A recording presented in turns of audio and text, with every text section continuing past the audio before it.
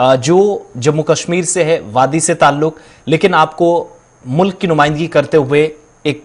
और मुल्क के अंदर नजर आएंगे। और जो तस्वीर आपके सामने है ये है प्रोफेसर खुर्शीद की। मौजूदा वक्त में ये प्रोफेसर साहब जो है अब जाकर मिस्र के सहराओं में भी रेशम की पैदावार के लिए इनको एक जिम्मेदारी दी गई है, यानी वहां पर उनकी खिदमात हासिल करने की कोशिश की गई है। स्कॉस शेर Kashmir agriculture university of agriculture of science and technology,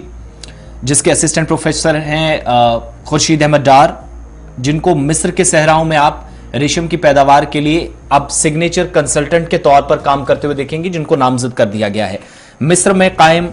असलाहिया agriculture company और इसका जो यूरोपीय सरमायाकारी का एक पार्टनर है नेदरलैंड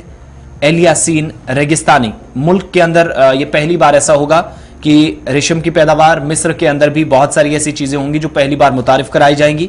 इसका तारुफ कैसे होगा, वहां पर बुनियादी ढांचे की तरक्की के लिए कैसे काम होगा, खुर्शीद अहमद के जो मुफीद मशवरे हैं वो मिस्र के अंदर हासिल किए जाएंगे और खिदमात हासिल करने की कहाँ ये कंपनी है, ये जो यूरोपीय सरमायाकार है ये भी होगा, और जो असलाहिया एग्रीकल्चर कंपनी है उसकी तरफ से उन्हें बाकायदा इसके लिए मैसेज भी किया गया है।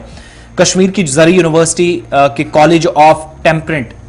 में जिनकी तरफ से एक बड़ी जिम्मेदारी है, सेरिकल्चर के असिस्टेंट प्रोफेसर हैं खुर्शीद अहमद, और अगले साल हमारी जो जानकारी है, हमारे पास जो इतला है, उनके करीबी जराए बताते हैं कि फरवरी के आखिर में वो मिस्र का दौरा करेंगे प्रोफेसर खुर्शीद, जिनकी तस्वीर आपके सामने है। और इससे क्या होगा कि सेरिकल्चर में जो बुनियादी ढांचे में जो माहिराना मशवरा है, जो तकनीकी एतबार से जो उन्होंने कश्मीर के अंदर कर दिखाया है, और उससे दुनिया भर के अंदर लोग मुतासिर हो रहे हैं, और मिस्र के अंदर भी एक कंपनी मुतासिर हुई उनके काम से, उन्हें अब उसके लिए बुलाया गया है। तकनीकी रहनुमाई उनको भी हासिल करनी है, लिहाजा प्रोफेसर खुर्शीद को बुलाया गया है। वहीं खुर्शीद अहमद ने काफ़ी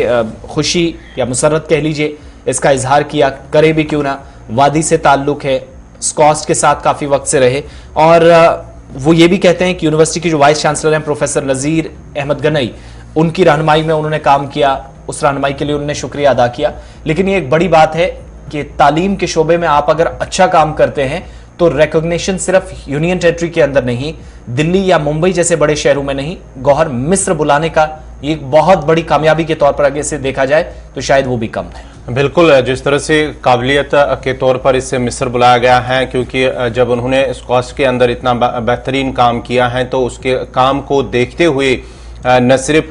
भारत के अंदर बल्कि ऐसे बहुत सारे प्रोफेसर्स हैं या बहुत सारे तालिब इल्म भी हैं जिन्हें बाहर बैरून मुल्कों की यूनिवर्सिटी के साथ साथ कॉलेजों में बुलाया गया है। और ये एक ख्वाब होता है कि कोई यहाँ से वादी से बाहर होकर बैरून मुल्क में अपनी खदमात अंजाम दे। इसकी सलाहियत, इसकी काबिलियत ये जाहिर करती हैं कि किस तरह से इसने अपने जो काबिलियत है वो काम किया है, न सिर्फ वादी के अंदर बल्कि अब ये अपनी खदमात मिस्र के अंदर भी अंजाम देगा। अपना मशवरा किस तरह से जो वहाँ पे काम होगा उसे सरंजाम देगा। देखिए, अगर आप रिसर्च की फील्ड में निकले और इस तरह का मौका हाथ आए, शायद इससे बड़ा खुशी का मकाम नहीं हो सकता। और ये अहलियाने वादी के लिए नहीं, जम्मू कश्मीर के लिए बाइस फख्र है कि खुर्शीद जैसे असिस्टेंट प्रोफेसर यहाँ से निकलकर मिस्र में जाएंगे और वहां बताएंगे कि मैंने वहां क्या किया था। वो चीज आप अप्लाई कीजिएगा तो यहाँ पर अब एक कंपनी नहीं, जिस कंपनी ने बुलाया है उसकी बड़ी बात यह है कि उसका पार्टनर यूरोप की टॉप 10 जो पार्टनर्स हैं या कंपनियां हैं, सरमायादार हैं,